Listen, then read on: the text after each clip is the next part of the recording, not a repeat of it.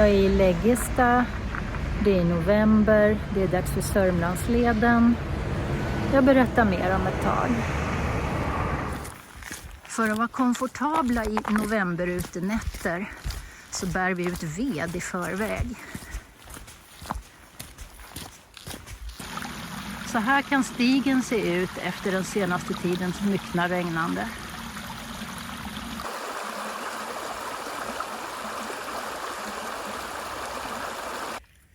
Här får veden vila sig ett par dagar innan vi kommer hit igen.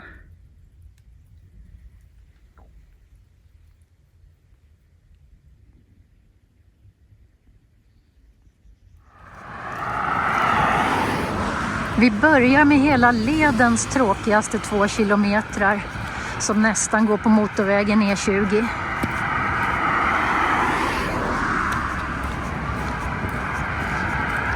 Så ja, efter en halvtimme lämnar man vägen och går in i skogen. Vad som händer är en novembervandring. Vi ska sova i vindskydd 2 nätter. Korta dagar, korta vandringar. Det har varit en kall, blöt och grå månad. Och den är fortfarande grå. Men nu är det nog en 8-9 grader. Så att det här ska nog bli bra. Och vi börjar på en anslutningsled som jag sa börjar tråkigt. Men den är ju jättebra att den finns. Att man kommer till Läggesta. För sen går man ju rakt in i en av Sörmlandsledens största vildmarker. Så det här tror vi blir fint. Välfyllda vattendrag och fortfarande lite höstfärger. Ungefär en timme tar det. Sen är man ute i vildmarken. Det är lite trafikbrus fortfarande. Men så här kommer det se ut nu ett par dagar.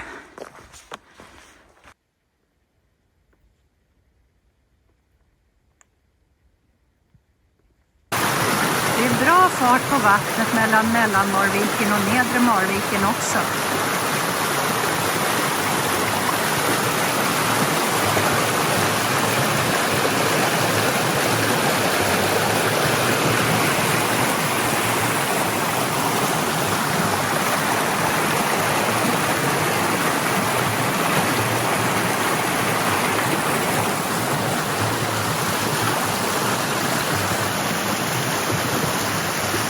Åtminstone tills bävrarna är klara med sitt.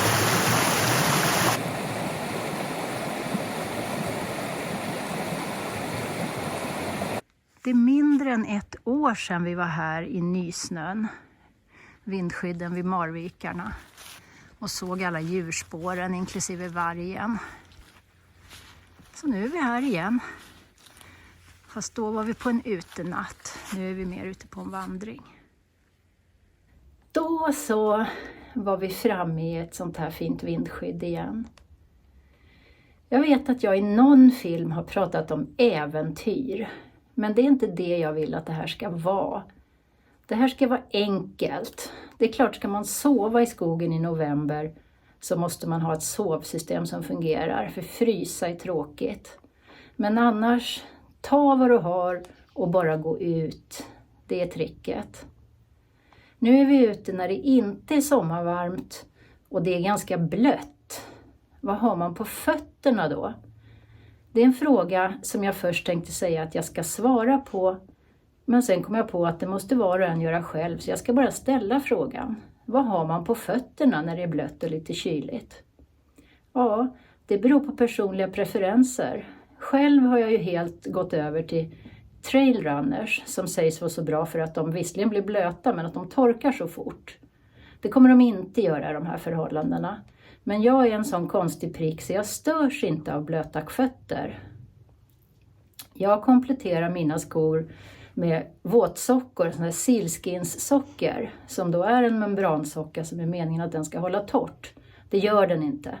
Men man får åtminstone varmt vatten i skorna. Så att det funkar bra för mig. Om man står ut med blöta fötter så plaska på bara.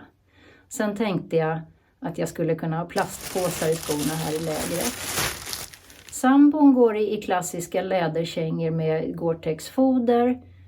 Och som vi har haft det idag så kan jag svära på att han också är torr om fötterna. Så återigen, ta vad du har, ta vad du gillar. Det är inte så noga.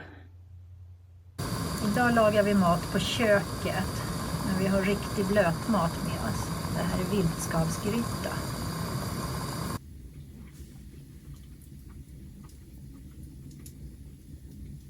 Och årets tjuvstart på glögg och pepparkakor, lussebulle.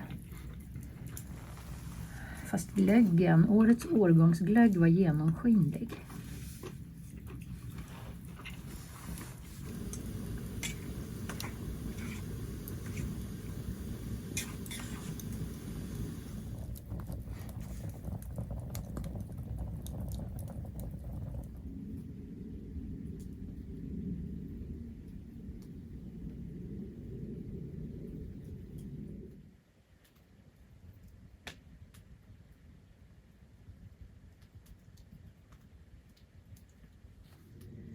God morgon! En tyst mörk natt har vi haft här vid Marvikarna. Enstaka ugglerop. Det var riktigt mysvarmt i sovsäcken ända in till gryningen, då det som vanligt blev lite lätt huttrigt. Det regnat hela efternatten och in på morgonen. Men nu är det uppehåll och vi ska fortsätta alternativ 15 till Skottvång. Och sen går vi in på 16 till nästa vindskydd vid Bredsjön.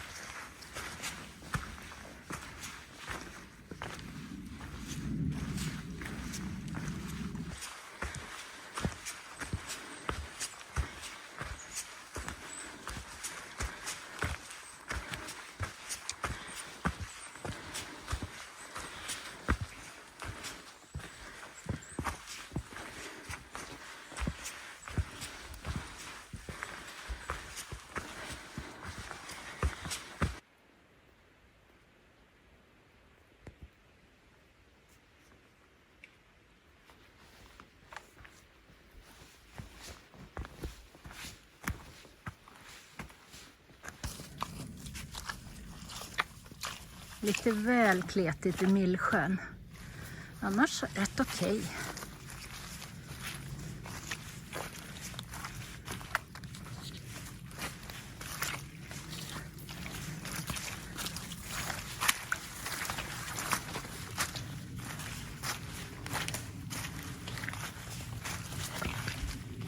Ja, vi får se hur vi ska komma över bäcken här. Det riskerar ju bli ett bad. Det är i stort sett opasserbart. Vi ska felrapportera det här. Här får du vara försiktig. Riktigt försiktig. Jag ska göra så gott jag kan. Källorna ska vara välpåfyllda. Efter en regnig sommar och en ännu regnigare höst och närtid.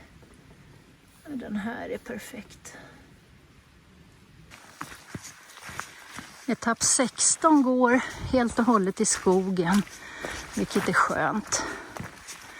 Men den är lite enahanda. Det är inte en etapp man minns så mycket av när man har gått den.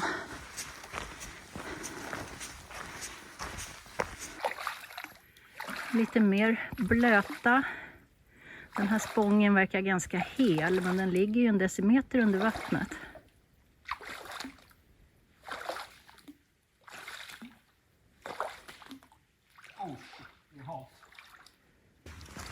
Vi närmar oss mysiga vindskyddet vid Bredsjön.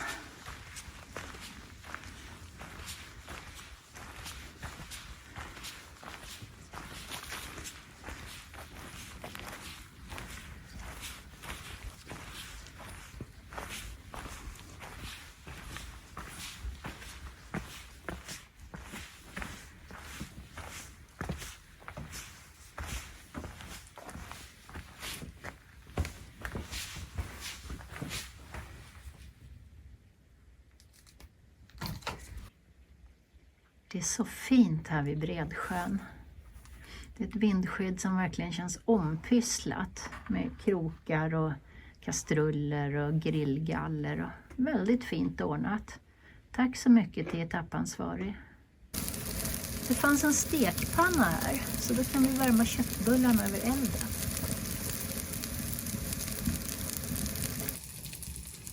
Kvällens läckerhet i form av köttbullar och makaroner.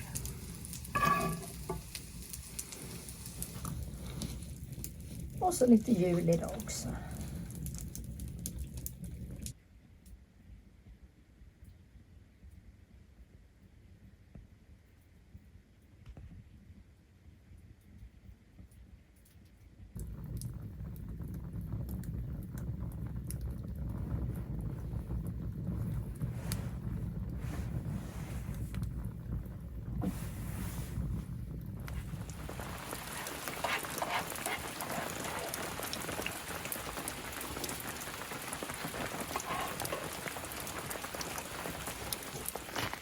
God morgon, eller inte så god. Vi har vaknat till regn och försöka hantera det.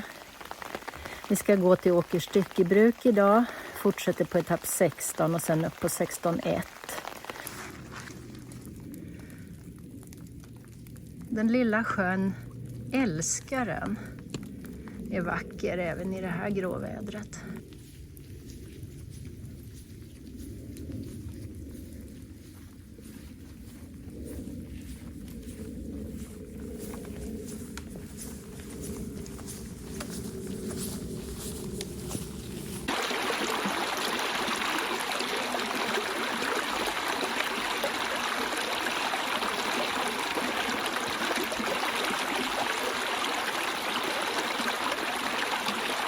Vi fegade ur på Gallsjömossen.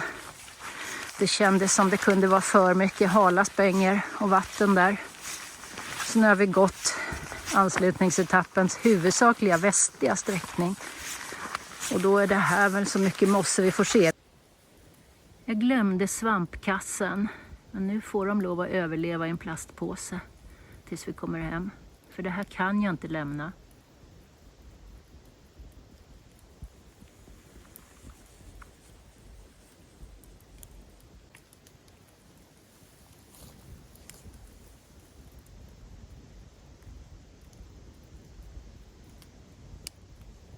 Här är Lennelstorpsmossen och den chansar vi på att gå igenom, men det ser inte ut att vara några problem alls.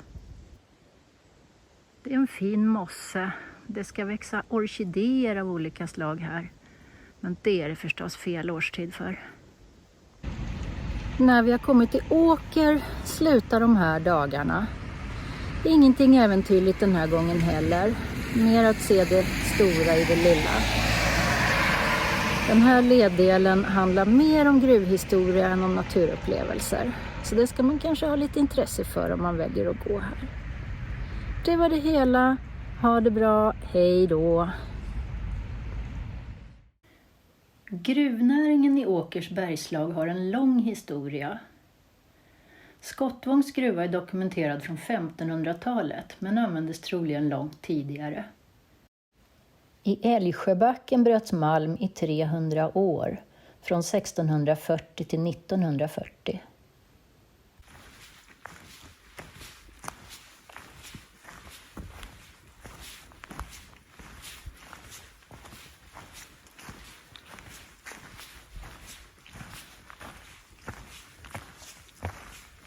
Björnlinds gruva är från 1800-talet.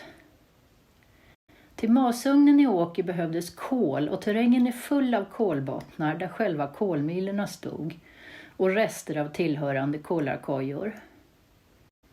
Mellan 1920 och 1940 fanns en smalspårig järnväg på 13 kilometer som fraktade malm och timmer från Skottvång och mellanliggande gruvor till masugnen i Åker. Åkers styckebruk grundades 1580 och tillverkade fram till 1800-talet kanoner.